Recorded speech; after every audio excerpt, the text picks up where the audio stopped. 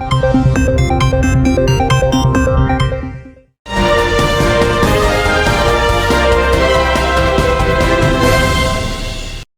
माहौल बनाया जा रहा है कि जो है आरक्षण जो है समाज के लिए घातक है। तो ये इस तरह की जो प्रक्रिया है, बहुत सारे अगर हम एक सर्वे भी देखें, बहुत सारे लोग जो है हाँ ये मानते हैं कि आरक्षण गलत है। इसके बारे में आपका क्या कहना है? मेरी सबसे बड़ी बात ये है कि बाबा साहेब ने जो आरक्षण बनाया था वो इक्वालिटी करने के लिए, जैसे मैंने अभी कहा था, इक्वालिटी करने के लिए कहा था, क्योंकि उच्च समाज के लोग जो निचले समाज के लोग थे उन्हें पिछड़ा हुआ मानते थे और उन्हें यहाँ तक कि मैंने ये भी देखा है कि पानी तक नहीं पिलाया जाता। तो बाबा साहेब ने उस चीज़ को इक्वालिटी करने के लिए आरक्षण किया था, जो कि शायद बाबा साहेब ने किया था तो गलत नहीं होना चाहिए। अच्छा मैडम, जैसे एक अधिवक्ता है, अधिवक्ता के तौर पे आपका परिचय हुआ एक सिंगर के रूप में जी। तो आज जो है एक यहाँ पर जो आपने जो बाबा साहब अम्बेडकर पर जो गाना गाए हैं, बहुत सारी चीज़ें आपने अपने मन की जो उनके प्रति जो सम्मान है वो आपने व्यक्त किया है। तो आने वाले समय में जैसे आज भी जो है समाज में जो है हमारे समाज में आज भी भेदभाव होता है, अम्बेडकर की मूर्ति तोड़ी जाती है और उस पर होने के बावजूद ही जो है प्रशासन कोई कदम नहीं उठाता है, जबकि संविधान में और हर एक चीज़ में ये अधिकार है कि इस तरह का कोई घटना घटती है इस पर जो कठोर दंड का प्रावधान है। लेकिन जो असामाजिक तत्व है इस तरह की घटनाएं करते हैं और जिससे कि जो है उनका अभी भी जो है मनोबल जो बढ़ रहा है। और अभी हाल ही की घटना है रोहिणी में सेक्टर 7 में नाहरपुर विलेज में, वहाँ पर एक डीडीए और प्रशासन के द्वारा जो है मिल करके वहाँ पर एक अम्बेडकर की मूर्ति तोड़ी गई, हमें आज पता लगा है। तो उस घटना के ऊपर उन्होंने जो है विधायक के पास में, सांसद के पास में ये खबर पहुंचाई है, लेकिन अभी तक उस पर भी कोई कार्रवाई नहीं हुई। इसके बारे में अगर आपको भी संज्ञान मिला है तो इसके बारे में आपका अगला कदम क्या होगा? मेरा ये मानना है कि समाज में कानून सबके लिए बराबर है।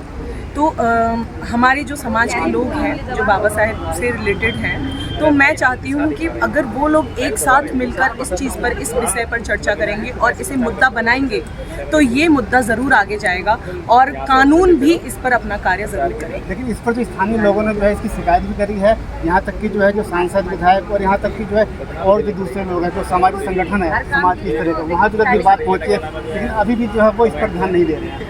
तो मेरा ये मानना है कि मैं चाहूँगी जो हमारे मतलब ऐसी समाज से बहुत ऊंचे अधिकारी बिलोंग करते हैं, मैं चाहूँगी कि उन्हें जल्दी से जल्दी इस चीज़ पर कदम उठाना चाहिए ताकि वहाँ के जो राजनीतिक दल हैं उनको भी सबक मिल सके कि मतलब एक जो ऐसी हमारा जो वर्ग है उसे भी सताया नहीं जा सकता। जबकि जब वोट लेना होता है तो एससी की बात होती है, जाटो समाज की बात होती है या उनकी बात होती है, लेकिन वोट लेने के बाद में ये नेता भूल जाते हैं उनकी जो जिनके वोट के दम पर वो सरकार में आते हैं, आने के बाद भूल जाते हैं क्या हो रहा है। सबसे बड़ा मेरा मानना ये है कि हमको खुद जागरूक होना पड़ेगा। जब हम वोट दे सकते हैं तो हम अपने उस वोट का अधिकार भी प्राप्त कर सकते हैं। हमें अपनी लड़ाई खुद लड़नी होगी, हमें एक होना होगा, मेरा मानना है। तो मैडम जाते थे आपसे जो है हम एक सुंदर सी पंक्तियों में अम्बेडकर के ऊपर में एक कुछ हमारे दर्शकों को बताइए कि जिससे कि जो है आपके बारे में लोगों को पता लगे कि जो है एक अधिवक्ता के रूप में जो है एक तरह से मल्टीपर्पज़ टैलेंट है आपके अंदर। तो उसके बारे में जो है संगीत के माध्यम से अम्बेडकर जी के बारे में क्या कहना, अम्बेडकर जी बुद्ध के बारे में? तो दो पंक्तियां हैं जो मैंने सुनी आज गाई हैं प्रोग्राम में, तो वो मुझे बहुत ज़्यादा दिल पे इफेक्ट कर गई है।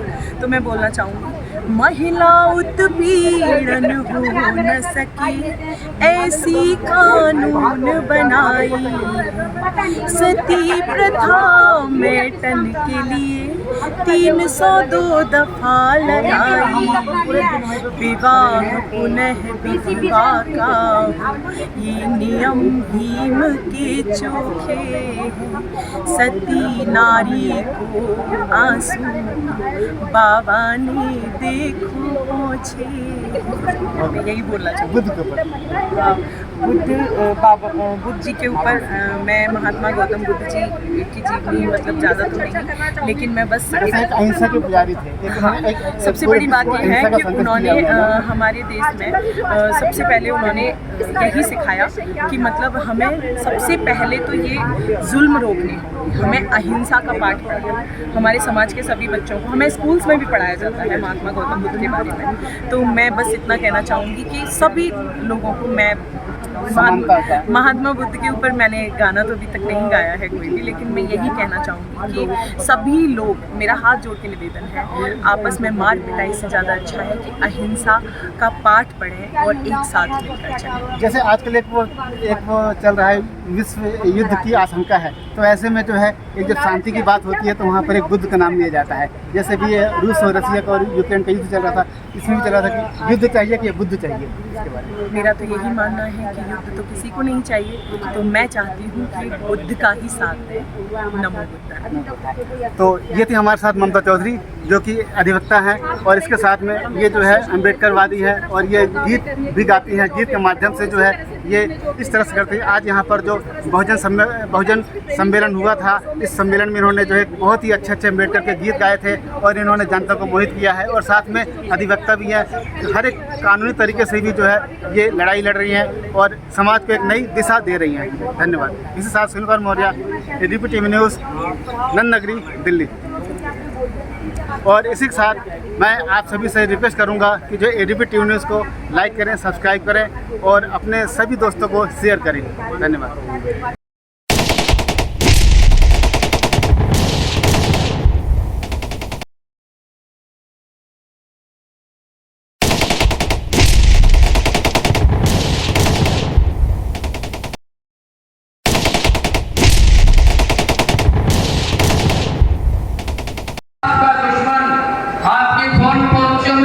नेपाल तक आपसे खुश नहीं, भूटान आपसे खुश नहीं, लंका आपके साथ नहीं। एक और जिस तरह का कार्यक्रम चल रहा है, अगर एक देश और बन गया तो ये हिंदुस्तान रहने वाला नहीं है। तो साथियों, मैं अंत में फिर सभी आयोजकों का धन्यवाद करता हूँ कि बहुत अच्छा इश्यू इन्होंने लिया है। अंत में मैं थोड़ा सा अपने बारे में भी बता दूं कि मैं Surajmal memorial education society Janakpuri में स्थित है।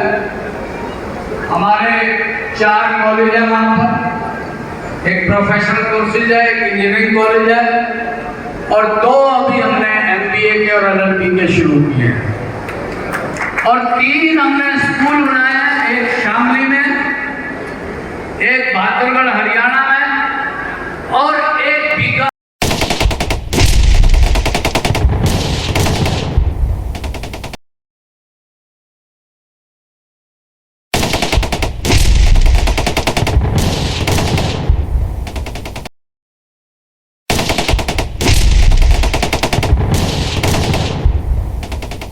बहुजन समता सम्मेलन है यहाँ पर।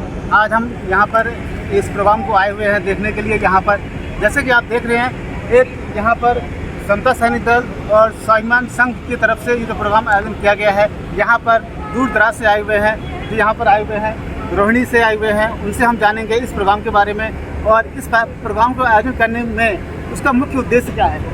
तो नाम बताएं। भूल सिंह मदान। आप कहाँ से आए हैं? नारपुर गांव, सेक्टर 7 रोहिणी। तो ये जो प्रोग्राम है, ये प्रोग्राम करने के पीछे उद्देश्य क्या है? जैसे कि हमारा वो स्टैचू उठाया गया, मंदिर बाबा साहब का मंदिर उठाया गया है। कहाँ पे? गश्त कर ये नारपुर गांव, सेक्टर 7 रोहिणी जी। हाँ जी, उसके लिए आए हैं जी। हमारा कुछ दान करेंगे कैसे? तो इस संगठन के जो मुख्य चाहे वो अध्यक्ष या उपाध्यक्ष जो और ऊपर के लोग हैं, उन लोगों तक आपने अपनी बात पहुंचाई? हाँ, पहुंचाई है जी। जी। क्या आश्वासन मिला? कोई आश्वासन नहीं मिला जी अब तक। जी। जो प्रोग्राम हो रहा है, इस प्रोग्राम के बारे में थोड़ा सा बताइए। प्रोग्राम तो हो रहा है जी। प्रोग्राम तो जब ही अच्छा लगेगा जब हमारे लिए भी सुना जाएगा। हमने तो किया, हमारे लिए स्टैचू उठाया गया, अम्बेडकर। हाँ, अम्बेडकर। जैसे कि इन्होंने बताया है कि जो है ये नाहरपुर विलेज में साथ में रोहिणी के अंदर वहाँ पर एक अम्बेडकर की मूर्ति थी, जो कि इनके द्वारा बताया जा रहा है कि वहाँ पर उसको तोड़ी गई है। उस पर अभी जो है शासन प्रशासन से कोई कार्रवाई नहीं की गई है। विस्तार से बता देता हूँ। तो सर अपना नाम बताएं। मैं कप्तान सिंह, गाँव नाहरपुर, रोहिणी सेक्टर 7। उम्र मेरी 66 साल है। मैं अपने गांव में जो हमारे साथ दिल्ली पुलिस, DDA और मौजूद भारत सरकार DDA में बैठी है BJP सरकार के MLA द्वारा हमारे नाहरपुर गांव में वो अत्याचार किया गया, जिस अत्याचार को पता नहीं रोहिणी में ये जितनी भी सरकारें बैठी हैं, ये गुट बने बड़े जितनी भी आज सभा हो रही है, ये कहाँ थे पता नहीं। मैं तो ये देखना चाह रहा हूँ किसी ने हमारे बारे में पता नहीं लगा। 13/2 और 8/5 नाहरपुर गांव को दिल्ली पुलिस ने छावनी बना दिया था। हमारे घरों को बंद कर दिया था। एक बच्चा भी निकलने के लिए नहीं छोड़ा। जहाँ पर हमने बाबा साहब के पार्क बनाया, उसका नाम पार्क है, उसमें मूर्ति लगाई थी। हमारी मूर्ति को रात को 4-5 बजे बड़ी भारी सुरक्षा बल लगाकर डीडी के अधिकारी उन्होंने उसको वहाँ से गायब कर दिया। तो जैसा कि सर बता रहे हैं कि जो रोहिणी के अंदर नाहरपुर विलेज के अंदर जो एक पार्क था, डीडीए का पार्क था, वहाँ पर जो कि भारत के संविधान के जो निर्माता हैं डॉक्टर भीमराव अंबेडकर जी हैं, उनकी जो मूर्ति को किस तरह से तोड़ा गया है। और इनका कहना है कि जो ये जो घटना हुई है वहाँ पर जो है डीडीए के अधिकारी और प्रशासन के द्वारा ये चीज़ें जो है तोड़ी गई। सर, इसके बारे में जब ये घटना घट रही थी तो इसके बारे में आपने पुलिस को या डीडी जो अधिकारी उनसे कोई आपने बातचीत करी हो, उसके बारे में उनका क्या कहना था? मैं आपसे बता रहा हूँ 13/2 को नवाब सतपाल तंवर जिसने आकर हमारे माले इस पे आकर हमारी कुछ मदद करी थी। ये मूर्ति लगी थी। हमने इसके बारे में केक भी काटेगा, सारी जो अपने वो करी। हमारे क्या औरतों के साथ भी अत्याचार किया, जिसके पास हमने वो सीडी बना रखी है। वो हमने प्रशासन हाई कोर्ट के आदेश में सभी पुलिस के अधिकारियों को और मानो इसके अपने SC/ST आयोग को भी दी है, लेकिन आज तक हमारी कोई सुनवाई नहीं। तो जो आपका संगठन है समता सैनिक दल, स्वाभिमान संघ, ऐसे बहुत सारे संगठन बने हुए हैं समाज के, उन संगठन ने अभी तक प्रशासन पे ऐसे दबाव बनाया कि जिससे कि जो घटनाएं घट रही है इस पर कुछ रोक लग जाए, इस पर कोई आगे कोई कार्रवाई हो? संगठन को ही मिले, ये भी मिले हैं, हमें हफ्ते पहले मिले थे। इनको भी हमने बीती बताई थी। जब इन्हें बताया ये प्रोग्राम में, जब हम आए हैं, हमारी किसी ने मदद नहीं करी। हम घरों में हम 5 दिन अपने बच्चों को लापता, हमारे साथ पुलिस दौड़ती रही। हमारे साथ वो संघीय अपराध 153 वो कई धाराएं लगा के हमने कर रखा। हम 5 दिन अपराध रहे और मौजूद अभी हमारे राजा जी आएंगे, वकील जी, उनने जमानत कराई नवाब सतपाल की, जिनको भी जबरदस्ती क्राइम ने उठा कर, स्पेशल क्राइम ने उठा कर लाई है गाँव से, जो इस चीज़ में हमारे गरीबों की आवाज़ को उठाता था। उसके साथ भी अन्याय कर रही है दिल्ली पुलिस, ये बीजेपी सरकार। और हमारा तो हाल ही कर हमारे बच्चों की भी इज्जत तो लूटी नहीं, लेकिन हमारे बच्चों को भी उठा कर ले गए। 6 औरतों को उठा कर लेके गए थे। 7-8 तारीख को सवेरे 4 बजे लाठीचार्ज किया और हमारे पे बैठे हुए। ऐसे ही हमारा फंक्शन था। हम अपने सभागार, अम्बेडकर सभागार जो कि हमारी बिल्डिंग बनी है, उसके अंदर हम प्रवचन हमारे बहुत चल रहे थे। उसी टाइम हमारे बाहर से लॉक कर दिया गया। कुछ देर तक लॉक नहीं खुलेगा। इसी तरह खुल कर के हम बाहर गए। हम कहे हम अपना धरना करना चाहते हैं, हम आपसे कुछ नहीं करते। हम कोई एक मेरे समाज ने या किसी बाहर के ने एक पर पुलिस पर कंकड़ भी या अदर किसी स्टाफ पर कंकड़ नहीं फेंका। किसी चीज़ की हमारी कोई गलती नहीं, लेकिन हमारे बुजुर्गों पर बैठों पर लाठीचार्ज कराया। दिल्ली पुलिस के उसमें क्या नाम है SHO भूपेश कुमार और ACP भाटिया और DCP ये मौजूद थे और ज़बरदस्ती लाठीचार्ज करा और हमारे 5-7 आदमी 2 गाड़ी भर ले गए। उसमें से 20 आदमियों का मुकदमा चलाया, इसमें 153 भी, उसमें छोटी धारें लगाएं। उसके बाद 2 जिसमें मैं मौजूद हूँ, मैं वहाँ से प्रेजेंट नहीं था, मैं कोर्ट की कार्रवाई के लिए इधर उधर भागा था। तो मतलब 30,000 कोर्ट में किसी अपने वकील के पास बैठा हुआ था, लेकिन मैं सारी चीज़ मोहम्मद स्वादे पता कर दिया था। वहाँ पर जो लाठीचार्ज किया उसमें हमारा भी नाम 153 उसमें मेरे भतीजा राकेश कुमार, उसको भी उसी में डाल दिया। तो हमारे साथ इतना अत्याचार कर दिया पुलिस। जैसा कि आज के समय में अगर हम देखे जाएं तो कहा जाता है कि जो है आज के समय में जो है जो दलितों पे अत्याचार हो रहा था वो बंद हो गए हैं, लेकिन जो ये नाहरपुर में रोहिणी में वहाँ पे सेक्टर 7 की जो घटना बता रही है, उस घटना से ये जो सरकार की जो है पोल खुलती है, जो ये दावा करती है कि जो है सबका साथ सबका विकास होता है, लेकिन वहाँ पर ये घटना एक सीधा और जीता जागता सबूत है कि आज भी दलितों के ऊपर, बहुजनों के ऊपर अत्याचार हो रहा है। और जो पुरुष के ऊपर तो होता ही है, उसके साथ में जो महिलाओं को भी जो है बेवजह परेशान किया जाता है। अगर वे अपने धर्मशाला में बैठ के अगर वो चर्चा भी करते हैं या और सबसे बड़ी बात जो भारत के संविधान निर्माता है डॉक्टर भीमराव अम्बेडकर जी, वो जो पार्क है वहाँ के अंदर जो मूर्ति बिठाई गई थी, उस मूर्ति को शासन प्रशासन के द्वारा निगरानी में तोड़ा गया है और उस पर जब कोई उंगली उठाता है तो उस पर जो है ये जो आपराधिक मुकदमे दर्ज किए जाते हैं और इस तरह की जो घटनाएं घटती हैं ये समाज के लिए हानिकारक है। इसमें भारत सरकार और दिल्ली सरकार को इस मुद्दे को गंभीरता से लेना चाहिए ताकि जो है इस तरह की घटनाएं समाज में ना हो। और जो हम पहले के हम सुनते आए थे कि जो है इस तरह से अपराध होता था और ये सारी घटनाएं घटती थी, ये घटनाएं आगे भविष्य में ना हो, इस पर जो है शासन प्रशासन जो है इस पर जो है ध्यान दे और इस घटना को गंभीरता से ले और इस तरह की घटनाएं को रोक लगे। इसके साथ Sunil Kumar Maurya, ADP TV news, Delhi.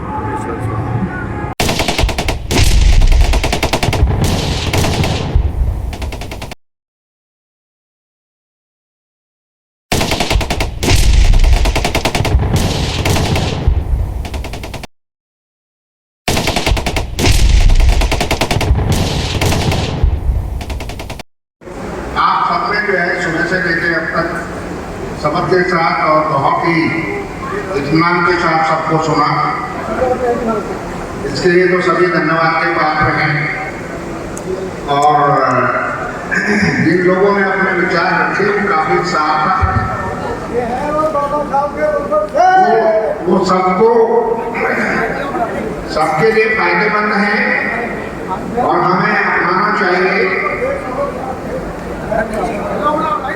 अरे नहीं, जरा शांति रखो, बैठ जाना चाहिए।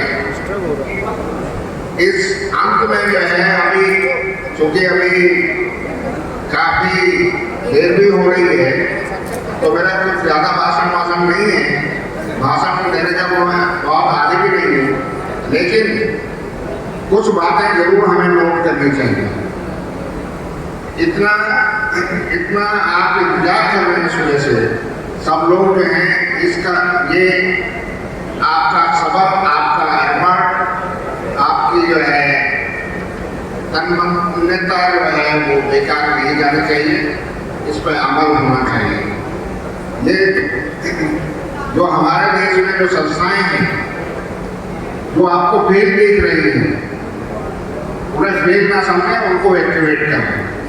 और मेरा एक सुझाव है इस बारे में, मेरा एक सुझाव है जो भी संस्थाएं हैं वो अपना 1 साल का पूरे का प्रोग्राम में करना क्या है और साल के अंत में उसका रिजल्ट क्या है वो बताएं समाज को। अगर वो ऐसा नहीं करते तो उनको सहयोग देना बंद कर दें। जो संस्थाएं चल रही हैं और अपने आप को सामाजिक संस्थाएं कहती हैं, कुछ हमारे यहाँ सामाजिक कार्यकर्ता भी बहुत अनगिनत हैं। वो कैसे सामाजिक कार्यकर्ता है इसका कोई पता नहीं जरूर। सामाजिक कार्यकर्ता के क्या डेफिनेशन है ये भी उनको नहीं पता, लेकिन वो बड़े जो है प्राइड के साथ लिखते हैं सामाजिक कार्यकर्ता सो। तो मेरा ये सुझाव है कुछ जो हमारी सामाजिक संस्थाएं हैं वो समाज के सामने अपना पूरे प्रोग्राम का रोड मैप रखें।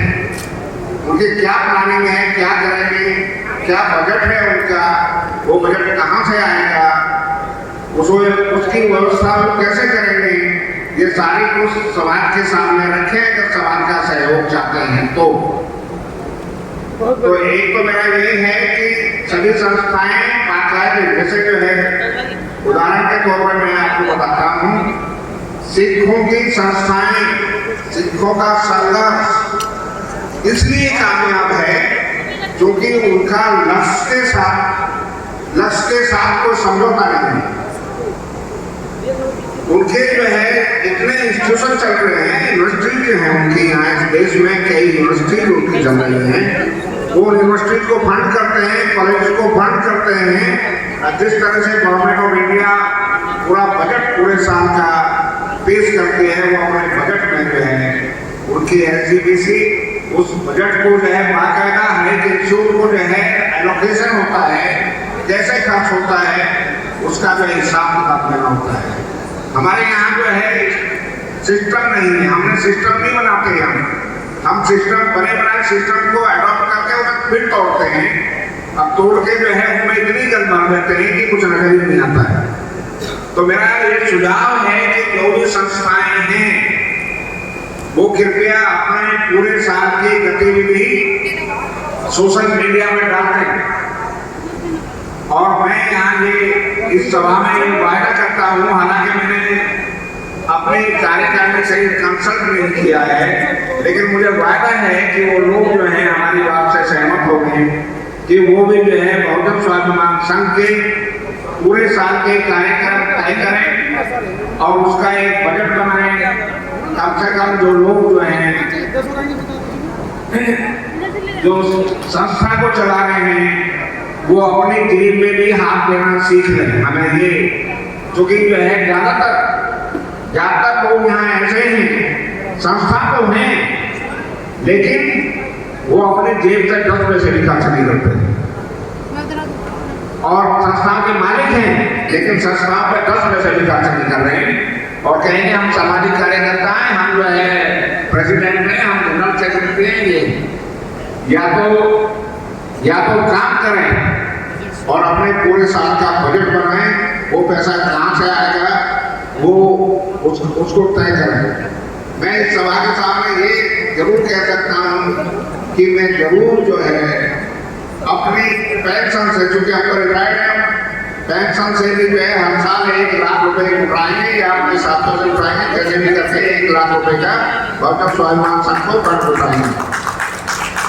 और इसके साथ ही ये फंड ये नहीं है, ये फंड उठाने के बाद जो है हम अभी जो सप्ताह सैनिक दल से कह रहे हैं कि भाई हम जो है शाखाएं बढ़ाएंगे, शाखाएं बढ़ाने में सहयोग देंगे। शाखाएं बढ़ाने में सहयोग जो है वो पैसे का नहीं होगा, हम जो है वहां पर कैडर कैंप लगाएंगे, उसका खर्चा हम खुद उठाएंगे। क्योंकि कैडर कैंप के लिए मैंने अभी जो है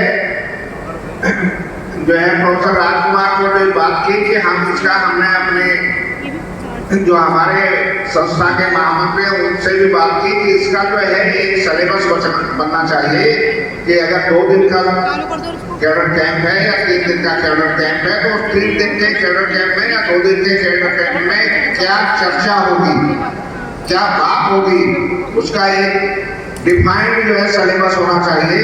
ये नहीं कि आपने एक आगे बैठ गया भेज दिया, वो कुछ बात कर रहा है, दूसरा गया तो और कोई बात कर रहा है, तीसरा गया तो कोई और बात कर रहा है। सब में यानी पूरी स्टैंडर्डाइज कंप्लीटली स्टैंडर्ड टेक्नोलॉजी के साथ वो इम्प्लीमेंट हो और उसका हिसाब किताब जो है वो सबको देखना चाहिए। मैं उन्हीं सामाजिक कार्यकर्ता मानता हूं जो इनका किया हुआ काम सामने दिखता है।